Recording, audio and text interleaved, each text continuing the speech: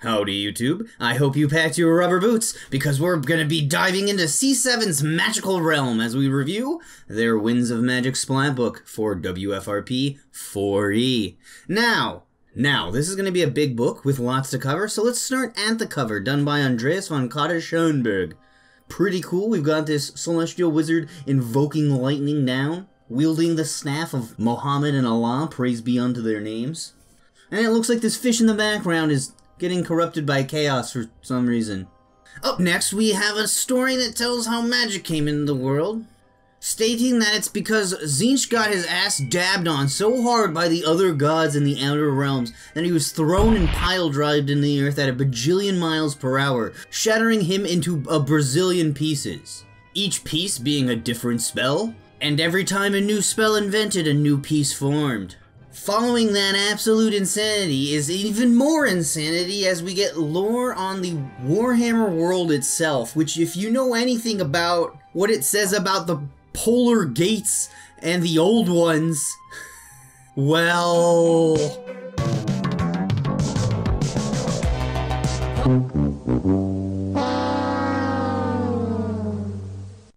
yeah. Following this up, we get a complete revision of the magic system. No longer will your spellcasters be wasting their time blinding themselves or channeling for the entire combat. To help with this, they get a number of different bonuses to channeling, as well as it being completely redone, but one of the biggest things is that you now have wizard robes, and those give you quite a bonus, as well as a number of other little things, such as ingredients reducing how bad your miscasts are. But there's also new things like dispelling, and a table for your overcast, so that your magic can truly be very powerful. They also return wizards into their natural schizophrenic state of nature as they re-add in Witch Sight, aka Second Sight, which means they're constantly seeing all sorts of weird, augmented reality, magical overlays over their normal vision. We also get the addition of Grimoires, which allow spellcasters to cast any spell just a little bit harder, even if they don't know it, as long as they have a book telling them how to do it. I think she's tricking us. Pull me! We also get a new miscast table, and while it's not as big as the one in 2nd edition, it's still pretty cool. Because poop is funny. I guess poop is. To go with these new rules are a bevy of new arcane spells. Many of them centered around improving constructs that the mages created, such as fen beasts or zombies. In fact, Cubicle 7 encourages people to extrapolate these rules to anything from greenskin idols to Nehekaran statues. Very, very cool, guys. On the heels of that, we get some new rituals, as well as rules for grimoires and rituals, which are much the same as rituals were in 2nd edition. And I really like this. It's the whole hunter-hunter thing, where you have to have what you want, stuff that can go bad, and things that you need to give up in order for it to happen even in the first place. And, you know, the worse the thing that happens, the more powerful the magic you can work. So, you know, you lose a leg, maybe, you know, you give a man's entire family AIDS or something, I don't know. I'm talking things like being able to change the entire, like, Waystone leyline flow of geomantic magic. You can even look at this guy. He's got it set up so that he redirects it all into his little wizard tower, and it's all blue magic. We also have spells that allow magicians to get very powerful allies, as there's a bevy of spells regarding creating familiars, constructs, and even elementals, as well as binding monsters. You can even bind an elemental into a power stone and then use that as a magical, you know, little batteries, casting spells out of there or whatever, you know, like a little genie man. Now, the construct and the familiar rules are very cool. You can make just about anything. In fact, they encourage it. With the difference between a familiar and a construct being that familiars are, you know, a bit more independent. They're alive. They have thoughts of their own.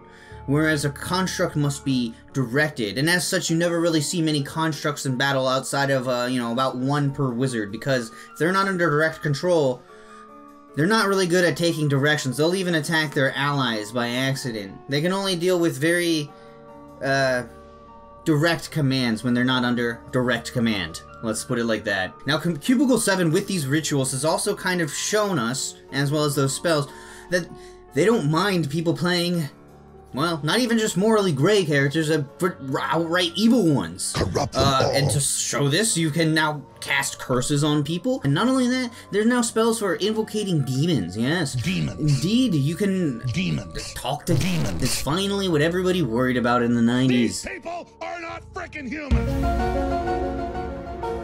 Now, this book wouldn't be complete if it didn't offer new endeavors for magicians to do, and that's exactly what it does, adding endeavors that allow people to brew potions, which isn't just limited to wizards, but also herbalists, alchemists, and apothecaries as well. One can also choose to use this time to improve their familiar, or even perform a ritual as an endeavor, which doesn't need to be done, but if done, represents the wizard becoming very prepared for the ritual, and as such, it reduces the CN of any ritual by half. Very useful.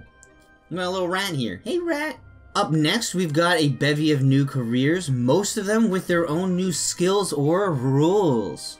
Yes, that's right, outside of the new Beetle class, all the other classes add very interesting things. We have Mundane Alchemist, as in, well, the alchemists of real life, those esoteric, occultic type of people, not to be confused with the gold wizards who are also called as a title, alchemists, kind of confusing.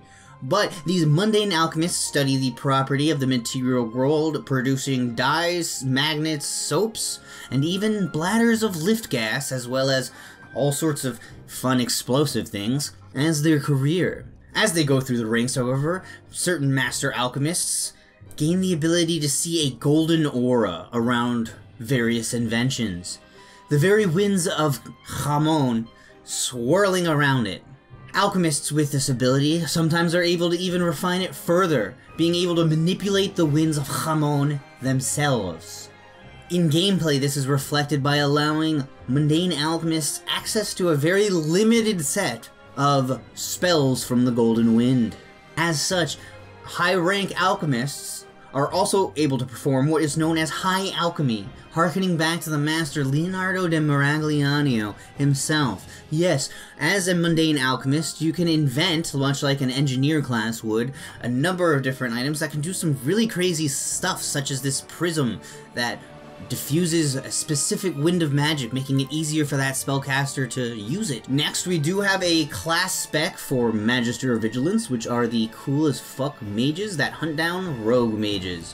Which is a must if you're going to run an all-wizards campaign, because let's be honest, when you give your players the option to play all wizards, it's much like giving a chimp a machine gun. Following the embodiment of magical justice, we have the Scryer class, which comes with the new Augury ability, which allows them to do a number of things such as receive visions of the future.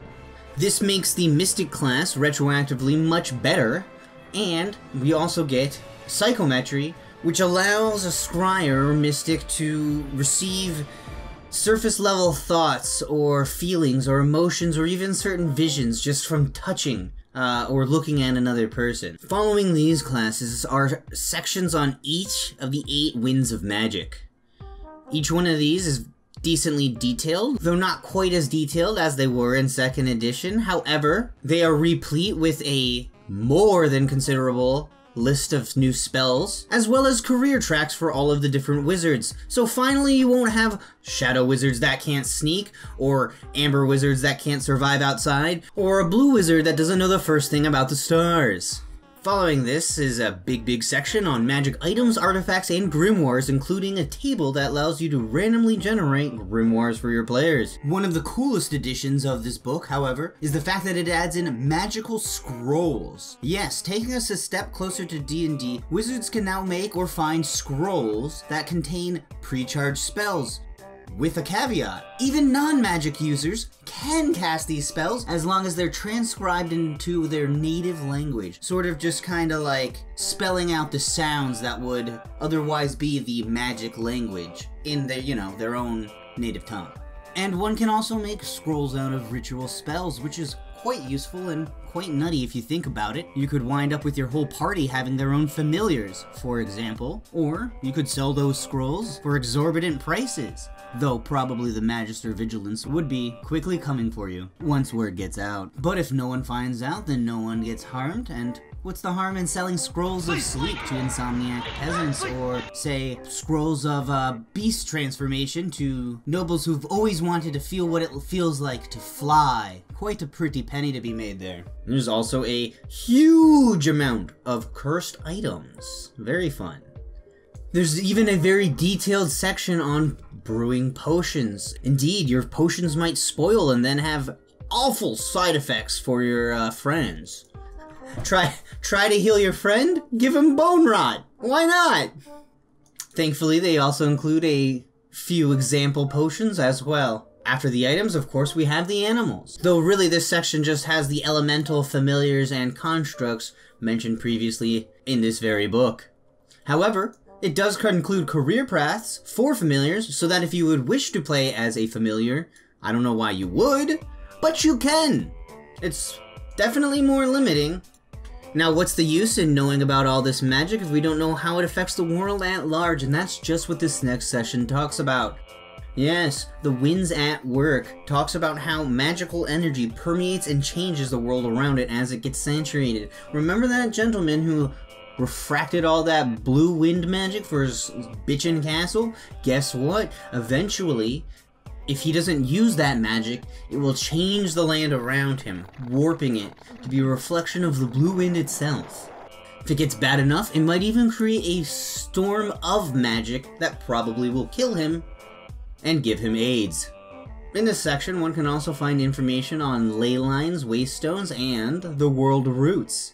Yes, now you can go insane with redirecting the world's flows of magic, with all sorts of different properties you can attach to the ley lines. However, there's also rules on warp rifts and magic portals.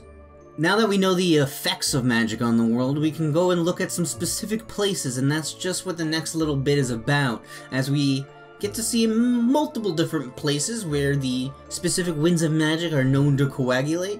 Interestingly, amongst them, a debate arena.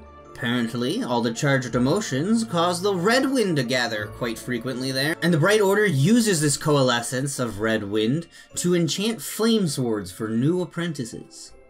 Finishing us off is one last section in this book on nemesises. Indeed, what's a fun and magical adventure without an unforgettable villain? This section helps one create such a thing, as well as producing a couple of very compelling and heartbreaking villains that the player may use as examples. And speaking of examples, sleep and you miss it, this section also contains Fimir Spells.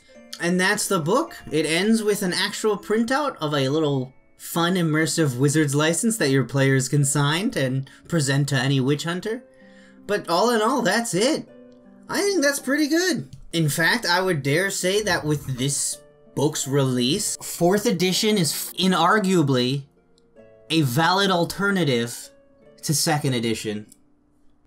But that's a video for another time. Thank you very much, everybody. I love your support. If you have any questions, leave a comment below, and I'll be sure to delete it and not read it.